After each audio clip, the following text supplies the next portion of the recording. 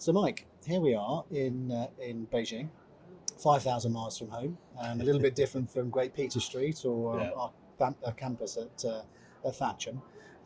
Not your first time in China, obviously, but what have you found in the show so far? Well, the first thing is the scale. No, I actually haven't been to a Chinese show for about 5 or 6 years pre-COVID. But you see what they've done here. They basically doubled the size of what was already a very big show to accommodate the multitude of brands, the multitude of products, and so forth. And I think above all, you can just, since I first came, I don't know, 15, 20 years ago, the evolution of design, much more attractive, much more, eye-catching to a Western eye.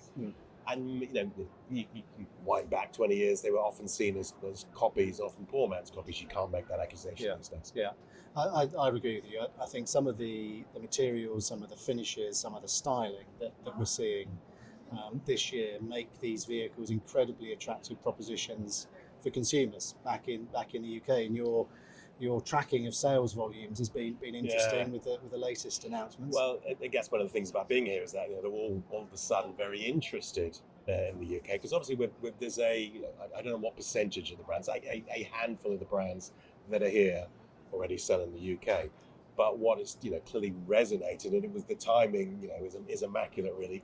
When you look at UK car registrations in March, the best-selling car was JQC. Chinese brands doubled their market share to about 10% last year. They're still growing.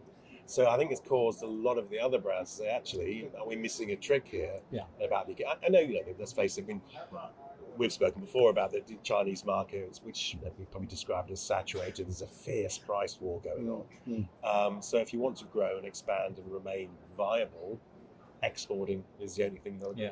Yeah. And I found it interesting how every possible customer segment is covered, whether it's off-road, soft-road, hard road, sports saloons, small city cars. It really seems to me that the manufacturers have thought through and looked through the consumer lens in developing their products. The other interesting theme that I've seen is the abundance of technology, and the idea of combining luxury and technology to create a fantastic customer experience where everything connects, everything works efficiently. And I think one of the other benefits of being in Beijing or any market is when you actually see the vehicles in situ on the roads. And I've been fascinated to see vehicles in assisted driving modes, L2 plus as we call it home, with the telltale lights.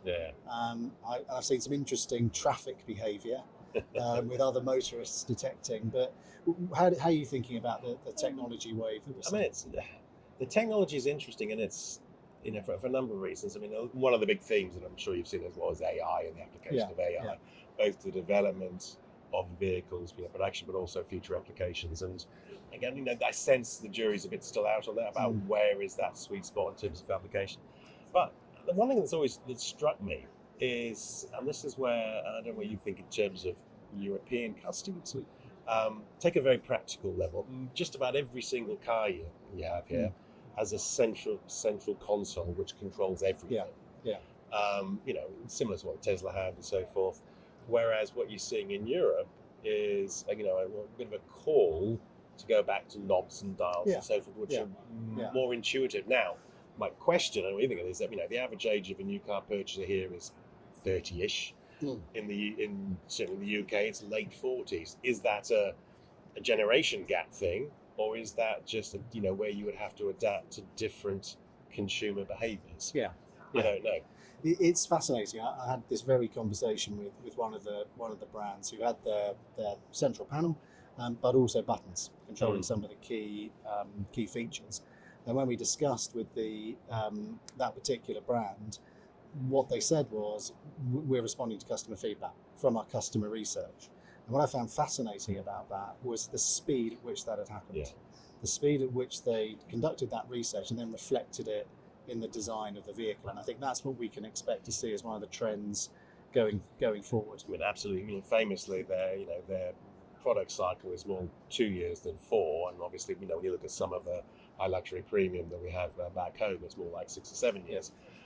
So that gives you the cadence to make the changes. But I think I absolutely agree with what they will do mid-cycle is equally as important in terms of the updates they will give. And I think the best example of that is when BYD launched in the UK. They had written on the back, "Build your dreams." Yeah. The general reaction from the UK public was, not so sure about that. Yeah. Reverted to BYD, and they did that in a matter of months. Whereas, an established European brand is probably going to have focus groups and everything else. Are you sure we want to do this before we make the change? It'll take forever. Yeah. So we might find that these midterm refreshes that we've been used to are not so much of a thing anymore, because we're updating vehicles over the internet, over the air, over the course of an evening, and changing features. Electrification, obviously, vast majority of the vehicles that we're seeing here, batteries and increasingly sophisticated batteries. I mean, obviously that's a challenge with the UK consumer. It's interesting, and we've had some discussions while we're here with some of the brands that do sell in the UK, and we've always, the customer's always right, and where is the customer in the UK? Yes, undoubtedly rapid increase in EV sales, but March last year, biggest month of the year, was 22%. That was a disappointing performance. I suspect April will be higher. But here you do see, they talk here about new energy vehicles, which is not just battery electric vehicles, it's also plug-in hybrids and range extenders. Now, plug-in hybrids is the fastest growing segment in the UK. I think increased like fourfold last year in the UK, and also happened in Europe. And what a lot of them are talking about is, again, having the right powertrain. There's this perception, I think, that the Chinese are all about BEVs, and some of the technology. You look at BYD's new Blade 2 technology, which talks about flash charging and charging in 9 minutes, even in cold temperatures. Fantastic, and that would answer or solve a lot of those reservations consumers have.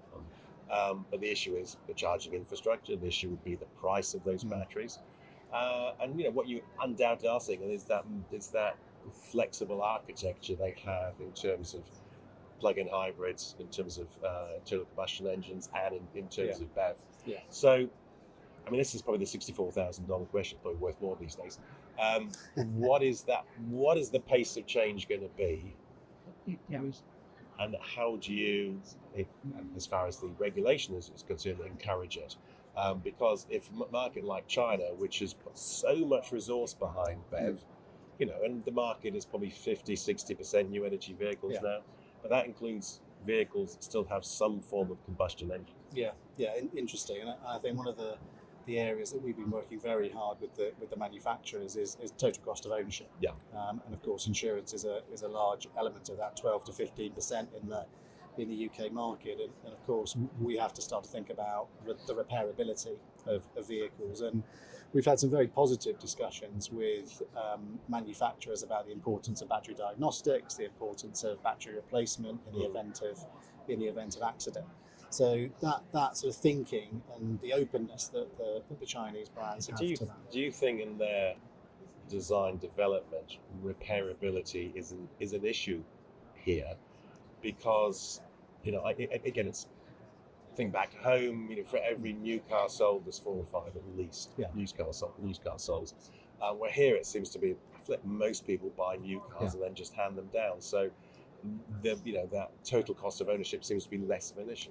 I think some hard lessons have been learnt by the Chinese brands in the UK market about the unavailability of insurance, frankly, when there isn't the repair strategy in place. Availability of parts being the key issue, or the speed of delivery of those parts. So recognizing that to win that total cost of ownership number, the financing, the importance of residual values, the importance of the insurance premium is being factored in. But the only way we can really win that discussion is with the engineering teams, and getting insurability thought of as a design attribute. So it's designed in. Good decisions are made at the design stage in terms of damageability and repairability, and that then flows through.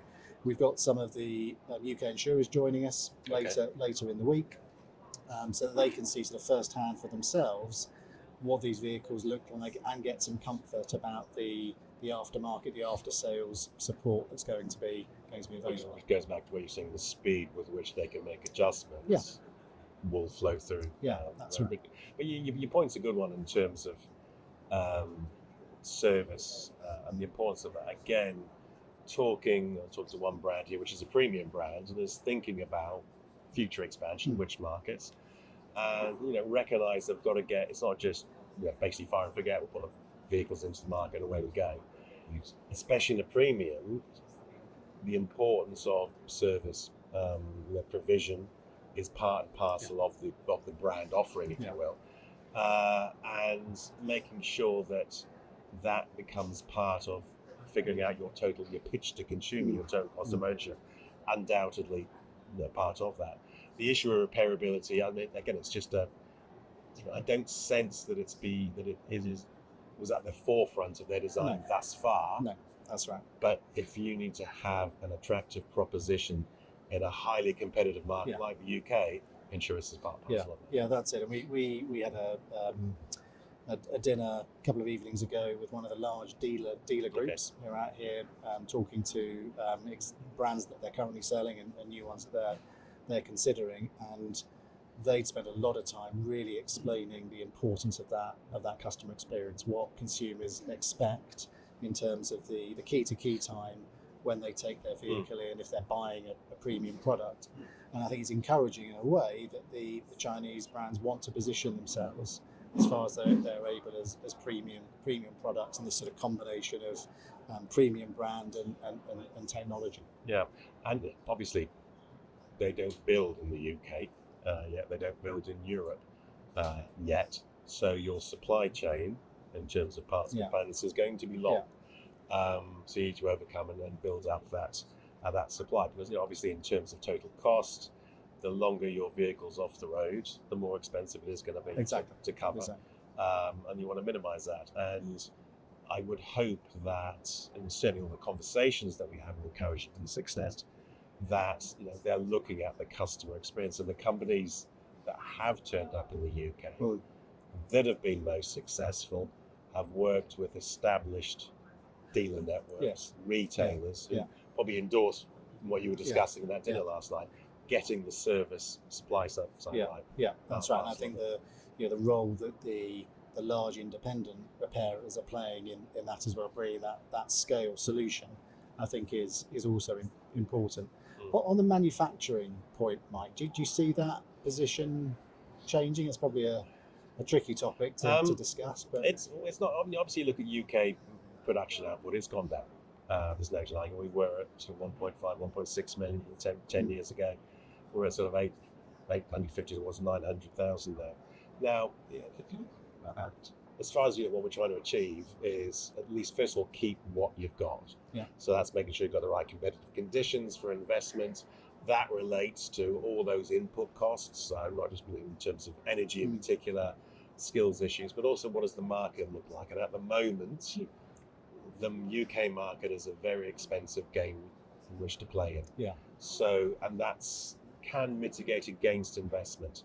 Now, we have underutilized capacity. It's no secret that a number of manufacturers have that capacity, and at least one or two Chinese manufacturers. You're looking not just in the UK, but across Europe about maybe a fast track to local production. And the general theme around the world is, build close to where you sell. Yeah. A fast track is to use some of that underutilized capacity. Now, that raises all sorts of issues about what sort of contractual arrangements you'll have and so forth. And we would welcome new entrants into the UK, but what we want them to do is work with the local supply chain wherever possible, because the benefits that we always talk about in manufacturing, the multiplier effect, is the result of that. Yeah. So you've got your finished assembly, but when you've got that multitude of local suppliers, that's where it drives deep down into communities. Yeah, interesting. So some interesting incumbent brands that we've seen, the Audi in China for China. I think that's some fabulous looking vehicles, and VW, BMW, obviously. Any thoughts on the incumbents and how they're rising to to the challenge of an ever competitive. It is just as you environment? described, got to rise to the challenge. Because if you think, undoubtedly look back past 20 years, the incumbents came and set up the joint ventures, their market share grew, and they've all contracted now. Now, that's caused a reappraisal, certainly I think of a lot of global corporate plans. Where is the sort of natural level now remains to be seen, but certainly they tend to build, as you say, build in China for China. There's a number of reasons for that, and but you need to do that. Go back to what I said earlier about appealing to the domestic customer, wherever that domesticity is. In terms of the Chinese consumer, what do they want? They obviously want a lot of tech. They want good value for money. They want strong design. It's not unique to them, but again, it's slightly different cultural mores and so forth. You need to respect. And even I was talking to one of the brands this morning about their naming strategy, which always leads to all sorts of issue. BYD is a good one. Here they've called a seagull, and they decided seagulls don't have a great reputation in Britain. Indeed. So, last question: what's the coolest vehicle or technology you've seen whilst you've been here? Oh, the coolest vehicle technology, I would if the BYD Blade Generation 2 can be applied in all markets, and that means what they're talking about here is providing a network of Uber, I don't know what terminology, Uber fast chargers, which would be provided by BYD, and they're talking about 80,000, 90,000 for China. So they can make that technology work. And you can see how people's concerns about EV range, charging time, and so forth would be overcome by that technology. But that requires a huge investment equally in charging infrastructure, a bespoke charging infrastructure at that power rate. I'm sure other brands will be able to use it. But that's one of the most compelling technology you'll see. In terms of the vehicles, I mean, there's there's a lot of SUVs out there, and they're not necessarily ubiquitous, but sometimes you'd be hard pushed to them. But interestingly, a couple have got some really very stylish designs. Xiaomi, for instance, those are strong looking products. Look at we talked before about the success of Geely, and again, the ones that are being the most successful have that product range that appeals to international customers. So, I started by talking about just how massive this show is, and I don't see any notion that it's ever going to get any smaller. No, I'd agree, and I think it's probably a fantastic time to be a consumer. With the range and choice. And I just finished by saying that of course we've seen the pilotless drones and no flying cars, but plenty of some drones. Sort of copter of some description on one of the stands. Contraptions. I think the thing that's really struck me, and I do obviously think from an insurance point of view and a repair perspective, is lighting. Some of the lighting bars that we're seeing, and some of almost the translucent lighting coming through bumpers at front and rear of car look fantastic, super exciting. But we're going to have to work really hard to figure out how we can cost effectively repair some of those. Lighting's always one of those tough issues, because you've seen the development of new technologies in lighting, which undoubtedly improve visibility for the driver and safety, and hence safety. But I know Department for Transport gets more complaints about glare than anything else. So they're undertaking that evaluation now, and you've got to look at that balance of of benefit. If it makes a vehicle the driver's visibility so much better, that's a good thing. But the question is, at what cost? Now, again, a lot of the lighting things you hear, seeing things seem to be quite ornamental. Whether they offer anything better, and there's global standards that have to be met. And one of the interesting things we've done, we've had conversations here with regulators, governments outside of the show, and they've got a really complex array of regulations that they set out to meet, but many of them are only a few of them are mandatory. Many of them will operate on a term of sort of more of a voluntary, but because they were established with the industry to encourage standardization, helps drive down cost, yet also ensures an improvement in safety. It's an interesting dynamic between governments and industry. And I should let you go, but we'll order you. See if we can order you a Diddy with massage and ventilated seats, and all of the new lighting to take you home. Appreciate it. Thanks, Mike. Thanks so much. Cheers. Cheers.